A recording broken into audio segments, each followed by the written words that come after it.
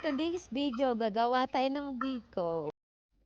Hi, ako si Luna. Isa akong OFW dito sa Doha.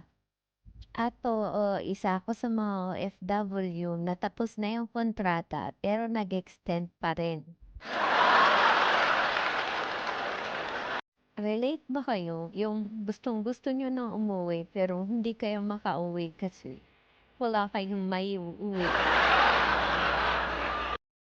Tapos ganito, may nagsabi sa'min na pag-uuwi kami, wag daw kaming magpaalam sa mga kakilala namin na uuwi nga daw kami. Mag-ninja moves muna daw kami.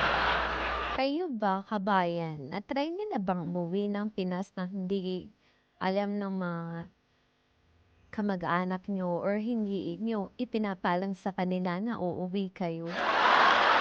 'Di bale uwi na lang tayo, Paps. 'Di bale wala tayong maiuwi, ang importante buo tayong makakauwi, oh, 'di ba? Shout out sa mga kabayan na katulad ko na takot pang umuwi. Hi, para sa bansang Pinas. Yun lang. Thank you for watching. Tara, kain na tayo ng biko.